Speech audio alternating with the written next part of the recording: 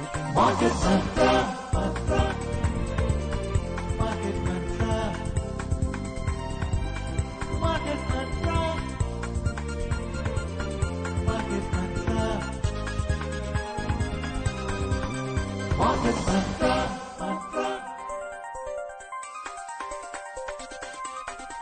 Market Mantra.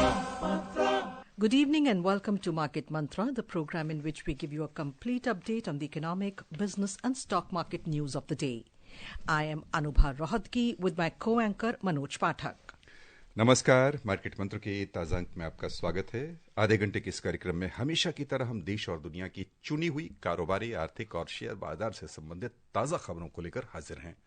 हमारे साथ खबरों पर चर्चा के लिए स्टूडियो में आमंत्रित हैं देश के जाने माने वरिष्ठ अर्थशास्त्री doctor HP Sharma. Doctor Sharma, कार्यक्रम में आपका स्वागत है। जी शुक्रिया मनोज जी। आइए शुरुआत करते हैं अंग्रेजी में हेडलाइन से, जिसे लेकर मौजूद हैं Anubha Rohatgi. Thank you, Manoj. Market Mantra. Market Mantra. The headlines: domestic benchmark indices log gains, Sensex adds 230 points, Nifty settles at 24,275. India to launch first ever tranche of auction of mineral blocks in its offshore areas. Central Bank of Sri Lanka announces introduction of overnight policy rate to replace dual rates in the island nation. And global crude prices continue upward trend. Brent crude trades at $73.11. घरेलू share बाजार में लिवाली तेज बढ़त के साथ बंद हुए प्रमुख सूचकांक। सेंसेक्स 230 अंक उछला, निफ्टी 24,275 दर्ज हुआ। भारत अपने ऑफशोर एरिया में पहली बार मिनरल ब्लॉक की नीलामी की श्रृंखला शुरू करेगा। श्रीलंका में केंद्रीय बैंक ने दोहरी दर व्यवस्था को बदलकर ओवरनाइट पॉलिसी रेट लागू करने का ऐलान किया। और अंतर्राष्ट्रीय बाजार में कच्चे तेल की कीमतों में तेजी जारी। ब्रेंट क्रूड के दाम $73.11 प्रति बैरल के ऊपर पहुंचे। सबसे पहले घरेलू शेयर बाजार, जहां लुढ़कने फिर उठ खड़े होने का क्रम आज भी जारी रहा। पहले लगातार 2 कारोबारी सत्र में तेजी, उसके बाद कल थोड़ी सी नरमी, आज फिर से निवेशकों की अच्छी खासी लिवाली जारी रही। सेंसेक्स और निफ्टी दोनों लगभग 0.3% बढ़त के साथ बंद हुए। बॉम्बे स्टॉक एक्सचेंज का सेंसेक्स कारोबार के अंत में 230 अंक यानी 0.29% बढ़कर 80,234 पर बंद हुआ। उधर नेशनल स्टॉक एक्सचेंज का निफ्टी 50 80 अंक यानी 0.33% बढ़त के साथ 24,275 दर्ज हुआ। विस्तारित बाजार पर ध्यान दें तो वहां प्रदर्शन आज भी छोटी और मझौली कंपनियों का बढ़िया रहा। बीएसई मिड कैप इंडेक्स 0.34% लाभ के साथ बंद हुआ। स्मॉल कैप इंडेक्स में 1% से अधिक की वृद्धि हुई। Domestic benchmark equity indices today ended in positive territory, led by gains in banking and auto stocks. The 30-share BSE Sensex climbed 230 points, or 0.29%, to close at 80,234, while the NSE Nifty 50 rose 80 points, or 0.33%, to settle at 24,275. The broader market at the Bombay Stock Exchange also logged gains. The mid-cap index added 0.34% and the small-cap index advanced over 1%. In the Sensex index, 18 out of 30 companies ended with gains. Among the top gainers, Adani Ports surged over 6%, NTPC increased over 2%, and HDFC Bank rose 1.4%. Conversely, in the top laggards, Titan as well as IndusInd Bank both shared over 0.7% each. SBI Bank lost over 0.6% and Sun Pharma fell over 0.5%. In sectoral indices at the BSE, 17 out of 20 sectors ended in positive territory. Among the top gainers, utilities advanced over 3%, power gained over 2.7%, and services added over 2.5%. In the top laggards, realty slipped 0.4%, healthcare lost over 0.2%, and focused IT was marginally down 0.08%. The overall market breadth at the BSE was positive, as shares of 2,593 companies advanced, shares of 1,338 companies declined, while shares of 109 companies remained unchanged. At the National Stock Exchange, 71 companies hit their 52-week high, while 37 hit their 52-week low. नजर डालते हैं रुपए की स्थिति पर। अंतरबैंकिंग विदेशी मुद्रा बाजार में $1 की तुलना में रुपया आज 12 पैसे कमजोर हुआ, 84 रुपए 45 पैसे के स्तर पर बंद हुआ। उधर दुनिया की 6 प्रमुख मुद्राओं की तुलना में डॉलर की स्थिति दर्शाने वाला सूचकांक समाचार तैयार किए जाने तक अंतर्दिवसीय कारोबार में 106.45 पर चल रहा था। Dr. Sharma, as Manoj said at the beginning of this story, there were 2 days when we saw the markets rising. Then yesterday there was a marginal loss. Today again we've seen, the markets closing in the green. If we look at the overall fact, what are the reasons that have been impacting the markets, and especially today? Yes, Anubha, because as I mentioned earlier also that this year 2024 is a year of volatility. Many developments at the global level, at political level, elections in US. So now the markets are sometimes uncertain about the policy stance going forward, and geopolitical developments are deepening. But there is no major negative correction in the market. These are just profit bookings in the market, because markets were at all-time high 2 months ago. Then there was some profit booking, some deepening of the geopolitical developments, and some volatility because of the US elections. So now markets are consolidating, sometimes going up for a few days, then again consolidating at the lower level. So this is I think good correction for the markets at this juncture to move forward and to become more robust in the coming times. Do you think the geopolitical we will continue with this? हाँ श्रोताओ, हम यहाँ पर share बाजार पर चर्चा जारी रखेंगे, लेकिन पहले आज की एक अहम खबर, हमारी दूसरी महत्वपूर्ण खबर, जिसे हम अंग्रेजी में लेना चाहेंगे। The Central Bank of Sri Lanka CBSL announced introduction of the overnight policy rate OPR, replacing dual rates in the island nation. In addition, the CBSL announced continuation of its stance towards easing the policy rates with an effective reduction of approximately 50 basis points, keeping OPR at 8%. The previous levels were maintained at 9.25% and 8.25% for SLFR and SDFR respectively. Now let us go over to our special correspondent in Colombo, Ahmed Moin Faruqi, who's with us for the latest updates. Ahmed, can you give us more information about the current financial decisions that have been taken in the island nation? Anubha, you see, primarily speaking, the International Monetary Fund had recommended to the Sri Lankan government that Sri Lanka Central Bank should move towards a single policy rate, which will help it to improve monetary policy transmission and market expectations. Currently, till now, Sri Lanka Central Bank was using two policy rates, that is a standing deposit facility rate, SDFR, and the lending rate, the SLFR. These rates form the interest rate corridor. Now, the proposed policy is that the IMF has recommended that the central bank introduce a new key policy lever within the corridor. Now, the new overnight policy rate, it is a primary monetary policy tool that will be used to signal and operationalize the central bank's monetary policy stance. And this is something which has been expected since quite some time. In fact, the proposal was made in September this year, and it has been implemented today. Anupha. Thank you for that information. That was Akashvani special correspondent Ahmed Moin Faruqi, who was giving us this update from Colombo. श्रोताओं, श्रीलंका हमारा ऐतिहासिक प्राचीन मित्र, हमारे दोनों देशों के बीच महत्वपूर्ण सांस्कृतिक आर्थिक संबंध। और यहाँ पर डॉक्टर शर्मा, आपसे सवाल, श्रीलंका में जो आर्थिक नीतियों में ये बदलाव आए हैं, ये ओवरनाइट पॉलिसी रेट में जो बदलाव आएगा, ये क्या है और किस रूप में वहाँ की स्थितियाँ बदलने वाली हैं, उसके बारे में थोड़ा हमारे श्रोताओं को बताएं। जी मनोज जी, आपने सही फरमाया कि श्रीलंका जो है हमारा एक बहुत ही सिग्निफिकेंट इकोनॉमिक पार्टनर है। हमने सबसे पहला फ्री ट्रेड एग्रीमेंट भी श्रीलंका के साथ ही साइन किया था 2000 में। और अभी कुछ वर्ष पहले कोरोना के जस्ट बाद काफ़ी एक डाउन टर्न था श्रीलंका में, जो जीडीपी था दिल्ली से रिलेट कर रहा था। उसके बाद इन्फ्लेशन ट्रैजेक्टरी काफ़ी हाई मोड पे थी, जिससे काफ़ी ट्रबल कंट्री को सहन करनी पड़ी। और लास्ट ईयर भी 2023 में भी जो जीडीपी था वो माइनस में लगभग कोई -2.3% के आसपास जीडीपी रहा। इस वर्ष भी 2024 के लिए भी 2% से कम का ही ग्रोथ जो है श्रीलंका में प्रोजेक्टेड है। तो इस संदर्भ में to boost the demand trajectory, to balance the economy, to address the inflation situation, उन्होंने अब एक ही रेट जो ओवरनाइट पॉलिसी रेट हम बोलते हैं उसको 8% के ऊपर लेके कर दिया। तो इकोनॉमी को बूस्ट करने के लिए पहले वहां पे जैसे कि अनोभा जी ने बताया कि एक स्टैंडिंग डिपॉजिट फैसिलिटी रेट होता है, एक स्टैंडिंग लैंडिंग फैसिलिटी रेट होता है, जो दोनों 9.25% एंड 8.25% पे प्रिवेल कर रहे थे.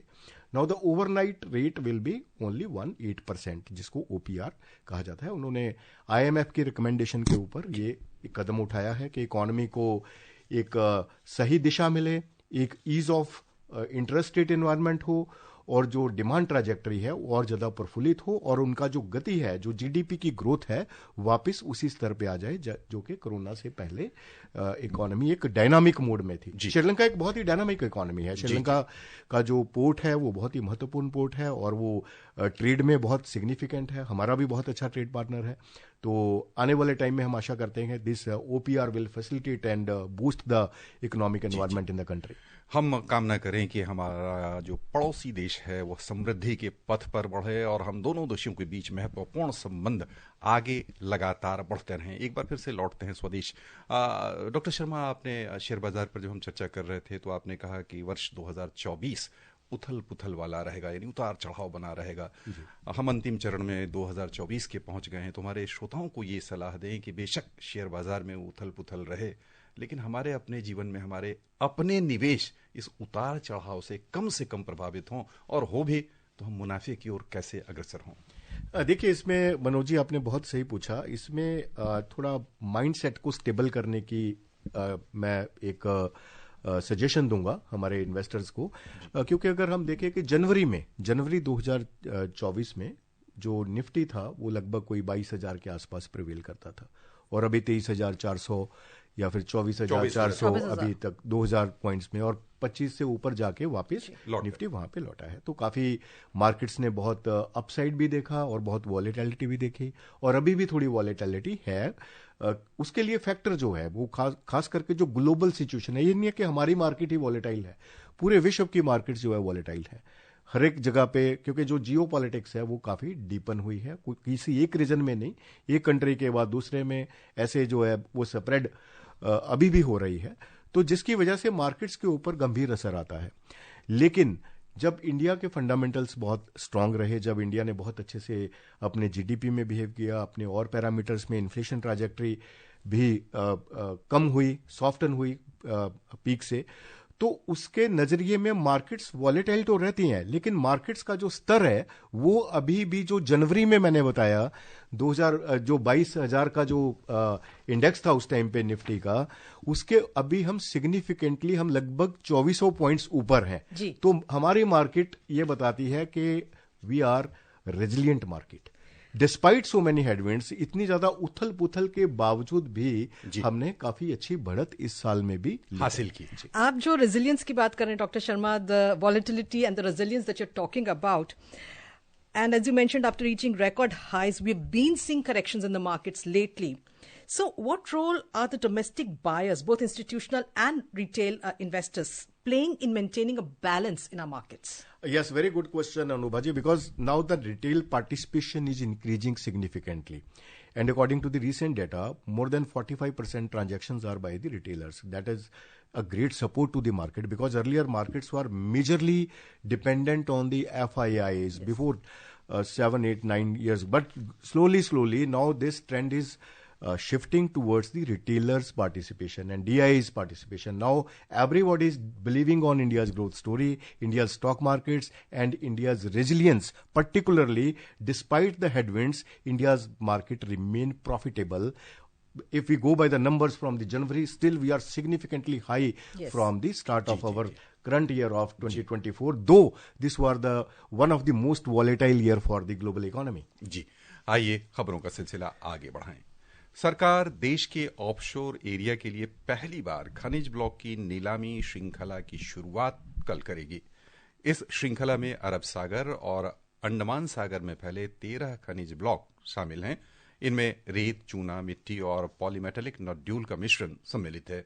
ये खनिज बुनियादी ढांचे के विकास, उच्च तकनीक निर्माण और हरित ऊर्जा क्षेत्र के लिए महत्वपूर्ण माने जाते हैं. खान मंत्रालय की ओर से जारी विज्ञप्ति में कहा गया है कि ये पहल देश के ऑफशोर एरिया में समुद्र के नीचे मौजूद खनिज संसाधनों की खनन के लिए काफी महत्वपूर्ण उपलब्धि है. अपतटीय क्षेत्र यानी ऑफशोर एरिया में देश के तटवर्ती क्षेत्र, महाद्वीप द्वीपीय जल सीमा, विशेष आर्थिक क्षेत्र और अन्य समुद्री क्षेत्र शामिल हैं। देश के 20 लाख वर्ग किलोमीटर से अधिक क्षेत्र में फैला विशेष आर्थिक क्षेत्र महत्वपूर्ण खनिज संसाधनों का भंडार है। डॉक्टर शर्मा, इसे एक महत्वपूर्ण उपलब्धि देश की प्रगति के लिए माने, क्योंकि 20 लाख से अधिक वर्ग किलोमीटर क्षेत्र में जो हमारे खनिज भंडार हैं उनमें हम खनन के लिए अब औपचारिक रूप से जाने वाले हैं। देखिए मनोज जी, जो खनन है, जो मिनरल्स है, वो हमारी एक बहुत बड़ी धरोहर है और हमने तो अभी मिनरल कॉरिडोर्स का भी अनाउंसमेंट किया है पीछे बजट में। तो एक सेल्फ रिलायंस की तरफ हमारे जो कदम है, I think this is one of the most significant steps in the आत्मनिर्भर और द सेल्फ रिलायंट इंडिया, जो कि आने वाले टाइम में हमें जिस तरीके से हम जियो पॉलिटिक्स देख रहे हैं, कई बार जो मिनरल्स को लेके या फिर ऐसे मोनोपलीज होती हैं, तो we will be able to meet all those demands during the crisis years. आइए आगे बढ़ते हैं। केंद्रीय पर्यटन और संस्कृति मंत्री गजेंद्र सिंह शेखावत ने कहा है कि सरकार पूर्वोत्तर राज्यों पर अधिक ध्यान केंद्रित कर रही है, जिससे पर्यटन और बुनियादी ढांचे को विकसित किया जा सके। श्री शेखावत ने आज काजीरंगा राष्ट्रीय उद्यान और बाघ अभयारण्य में अंतर्राष्ट्रीय पर्यटन मार्ट के 12वें संस्करण का उद्घाटन किया। कार्यक्रम को संबोधित करते हुए केंद्रीय मंत्री ने कहा कि पिछले 10 वर्षों के दौरान सरकार ने इस क्षेत्र के बुनियादी ढांचे के विकास के लिए धन आवंटन में वृद्धि की है। उन्होंने कहा कि प्रधानमंत्री नरेंद्र मोदी के नेतृत्व में पूर्वोत्तर राज्यों के प्रति सरकार का दृष्टिकोण पूरा बदल गया है, क्योंकि वह पूर्वोत्तर राज्यों को भारत के विकास के लिए अष्ट लक्ष्मी मानते हैं।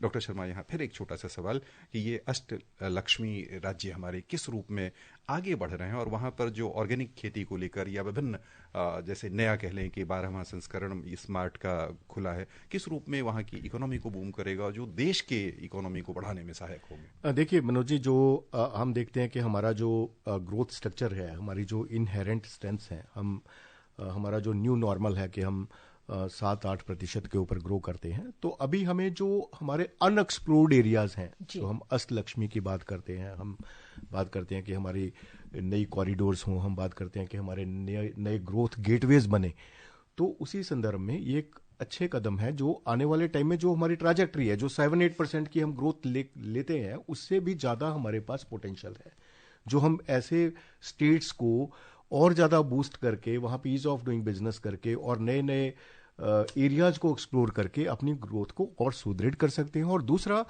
उन रीजन्स में भी हम आगे ग्रोथ जो पैराडाइम्स हैं उनको और सुदृढ़ करके ग्रोथ को स्ट्रेंथन, एम्प्लॉयमेंट क्रिएट कर सकते हैं, ग्रोथ को स्ट्रेंथन कर सकते हैं। Moving on, in Gujarat, the state government today unveiled the new cottage and rural industries policy in Gandhinagar, aiming to create 12 lakh more direct and indirect employment opportunities in the sector in the coming 5 years. Launching the policy, the State Minister of Cottage Industries, Balwant Singh Rajput, said the new policy focuses on developing self-sustaining cottage industries in the state by increasing credit facility, market access, skill and infrastructure development, and promote and preserve traditional handicrafts of the state. Under the new policy, the maximum loan amount under the Shri Vajpayee Bankable Scheme has been increased from 8 lakh rupees to 25 lakh rupees, and the subsidy amount raised from 1,25,000 rupees to 3,75,000 rupees. Dr. Sharma, this is of course a very state-specific story. We're talking about Gujarat, but overall, if we look at it, the cottage and rural industries, it's a very important sector. You know, how important is this sector so far as India's economic growth and our exports are concerned? Yes, this is very important for the creation of employment. Actually, now our focus is to create a balance in the economy so that the employment opportunities are created not only for the white collar jobs but for the all growing young population in the country. Because now our exports majorly we are very good in the technology intensive exports also, but we have to boost the labor intensive exports also, because this is one of the labor intensive industries. So that's why the focus on cottage industry will be very, very fruitful to strengthen the economy, to create employment opportunities, and to create more participation of the workers from the rural areas. Particularly the women participation will be more in such kind of industries, and the workforce participation by women will also increase. Doctor Sharma, यहाँ यदि हम ध्यान देना चाहें प्रधानमंत्री के उस आह्वान पर जिसमें उन्होंने लोकल के लिए वोकल होने की बात कही थी, यहाँ पर हम यदि कॉटेज इंडस्ट्री को जो यानी हाथ से बनाने वाले खिलौने हैं या कह लेंगे छोटे कारोबारी हैं, उनके लिए यह पूरा क्षेत्र किस रूप में गुजरात के माध्यम से कह लें कि हम देश भर में जैसे खिलौना उद्योग को ले लें कि अंतर्राष्ट्रीय ब्रांड के खिलौने हुआ करते थे, उसमें थोड़ी सी भागीदारी हमारी बढ़ी है, दुनिया के अन्य देशों की भी बढ़ी है, हमारी भी बढ़ी है, उसमें ये कॉटेज इंडस्ट्री और इस तरह की पॉलिसी किस रूप में भूमिका निभा सकती है? देखिए, जो ये ऐसे कदम हैं जिनसे लेबर इंटेंसिव जो इंडस्ट्रीज हैं, जो लेबर की पार्टिसिपेशन इंक्रीज करती हैं, जैसे आपने टॉयज की बात की, छोटे छोटे खिलौनों की बात की, और फिर इसमें मैं एक चीज़ और लेके आना चाहूँगा, जो फूड प्रोसेसिंग है, उसमें कई बार वो छोटे छोटे प्रोडक्ट हैं जो जिनको पैक करके वो शहरों तक पहुंचाए जाते हैं, गांव में उनकी पैकिंग होती है, फिर उनको आगे शहरों में जाके बेचा जाता है। तो ऐसे संदर्भ में जो है इंक्लूसिव ग्रोथ की तरफ हमारा जो कंट्री है बढ़ता है, क्योंकि अगर हम एक टेक्नोलॉजी इंटेंसिव चीज़ों को ही फोकस करेंगे तो फिर उसे जो एम्प्लॉयमेंट के संसाधन है जो कि स्किल्ड लेबर के या अनस्किल्ड लेबर के लिए या सेमी स्किल्ड लेबर के लिए और खास करके रूरल एरियाज में, तो वो हम नहीं पैदा कर पाएंगे। ये बहुत अच्छे सराहनीय कदम है कि हम एक ऑल इंक्लूसिव ग्रोथ की तरफ, जहाँ पे पार्टिसिपेशन, जहाँ पे लेबर फोर्स पार्टिसिपेशन है, जो रूरल वर्क फोर्स है उसका जो पार्टिसिपेशन है और ज़्यादा इंक्रीज हो, और ऐसी ज़रूरत भी है क्योंकि इन प्रोडक्ट्स की डिमांड हमारे कंट्री में तो है ही, इंटरनेशनली इनकी बहुत डिमांड है। हम इस चीज़ को, जो हमारा लक्ष्य है, जो हम $1 ट्रिलियन का एक्सपोर्ट इकोनॉमी बनना चाहते हैं by 2030 in merchandise and in services, $2 trillion का इकोनॉमी एक्सपोर्ट इकोनॉमी होगा बाय 2030, तो वो तभी होगा जब हम हरेक ऐसे सेक्टर्स की भागीदारी को आगे प्रोत्साहित करेंगे और उनका पार्टिसिपेशन इसमें इंक्रीज करेंगे। आवश्यकता है उस दृष्टि की जिसमें हम अपने हुनर को अपने उत्पाद के साथ जोड़ें और उसके लिए बाजार सरकार उपलब्ध करा रही है, तो उस बाजार का इस्तेमाल करते हुए वैश्विक पहुंच बनाए। समावेशी समृद्धि से ही भारत आगे बढ़ेगा, मजबूत बनेगा। आइए अब चलें वैश्विक बाजारों की ओर। सबसे पहले एशियाई शेयर बाजार, जहां आज मिला जुला रुख दिखा है। बिकवाली के दबाव में जापान का निक्केई 225 सूचकांक 0.8% घाटे में रहा। दक्षिण कोरिया के कोस्पी में 0.5% की गिरावट देखी गई। उधर सिंगापुर का स्ट्रेट्स टाइम्स इंडेक्स भी 0.12% घाटे के साथ बंद हुआ। उधर निवेशकों की सक्रिय भागीदारी से अच्छी खासी खरीदारी से हांगकांग का हिंग सेंग सूचकांक 2.2% की तेजी लेकर बंद हुआ। चीन के शंघाई कंपोजिट इंडेक्स में 1.5% की वृद्धि हुई। यूरोपीय जोन की ओर चलें तो वहां के प्रमुख बाजार में समाचार तैयार किए जाने तक नरमी देखी जा रही थी। फ्रांस का कैक 40 1.4% नीचे कारोबार कर रहा था। जर्मनी के डेक्स में 0.5% से अधिक की गिरावट बनी हुई थी और लंदन का FTSE 100 भी 0.03% के मामूली नुकसान के साथ चल रहा था। Manoj, contrary to what we've seen in the Asian markets and even in the European markets till now, the US markets were on a totally different trajectory yesterday. US stocks reached record highs yesterday, led by a rally in technology stocks. Meanwhile, investors also digested President-elect Donald Trump's tariff announcements on top trade partners and the latest minutes from the Federal Reserve November meeting that showed officials' support moving gradually to lower interest rates, given stronger than expected U.S. economic growth and fading concerns about the health of the labor ministry. The Nasdaq Composite jumped 0.6% or more to end at 19,175. The S&P 500 climbed over 0.5% to close at 6,022, surpassing the all-time high it reached a couple of weeks ago. And the Dow Jones Industrial Average gained 0.28% to settle at 44,860, setting a new record just a day after its previous high. Dr. Sharma, here I want to ask you, we've seen that despite whatever President-elect Donald Trump said about imposing tariffs on especially Canada, Mexico, and China, the investors, your investors, seem to have shrugged off that kind of threat. Do you think they're still waiting to see if these pronouncements by Donald Trump are actually going to convert into policy? Because markets are always futuristic, so that's why markets are now banking on the positive policies of Mr. Trump. And the second booster is by the Fed Reserve. Those are indicating that that the interest rate environment will cool down in the coming times. That's why the markets are in a great gung-ho in the U.S. Economy. So I believe this is the great policy change, policy stance, and the policy thought process in the U.S. economy, which is shaping the whole world. That's why the markets in some countries are becoming volatile, where there is some fear is that the Trump may take such kind of decisions and they can be impacted in the coming times. So I believe the markets in the next 2 months, December and January, will be volatile. The volatility will continue because there will be many announcements. Yes. Some may be for favor or some may impact. So that's why but the growth trajectory, which is strong right now, that is projected by IMF, that India is growing significantly. India is robust, so that will continue. And as I mentioned, that we will remain resilient in the coming times too. विदेशों से खबरों का सिलसिला हम जारी रखेंगे। विदेश सचिव विक्रम मिस्री ने आज टोक्यो में जापान के उप विदेश मंत्री मासाताका ओकानो के साथ सामरिक व्यापार और प्रौद्योगिकी सहित आर्थिक सुरक्षा पर भारत जापान वार्ता के पहले दौर की सह अध्यक्षता की।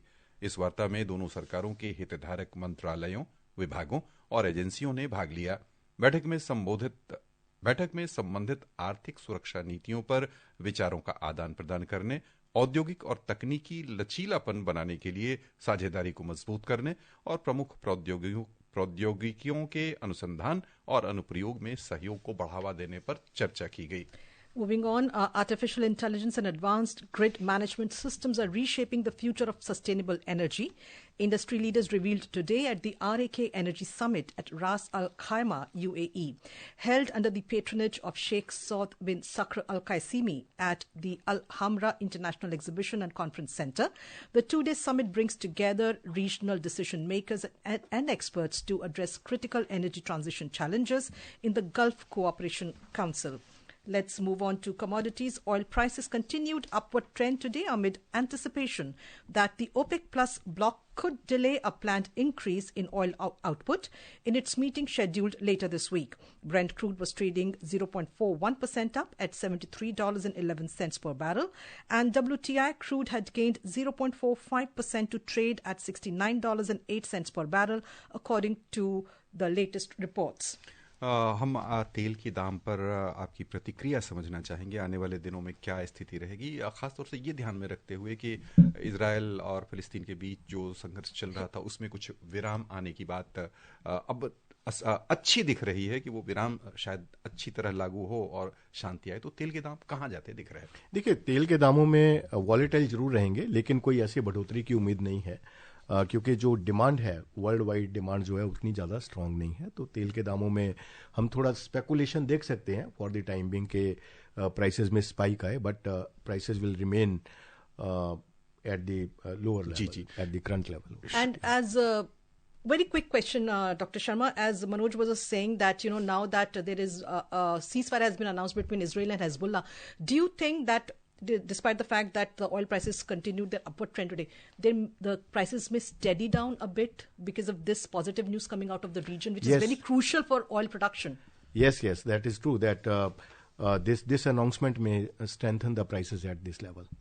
आइए चलें सराफा बाजार में सोना आज बढ़त के साथ कारोबार कर रहा था। अंतिम समाचार मिलने तक भारत में 24 कैरेट सोना 1.2% बढ़कर 76,390 रुपए प्रति 10 ग्राम के स्तर पर था। वहीं चांदी 0.9% बढ़कर 89,010 रुपए प्रति किलो पर थे।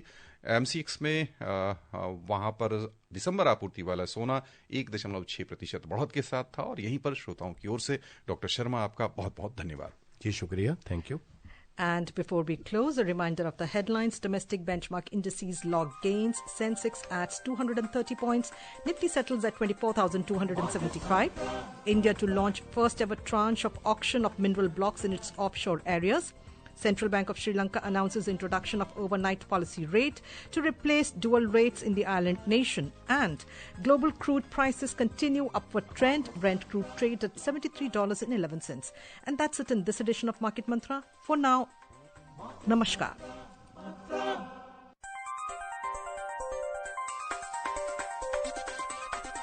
Market Mantra.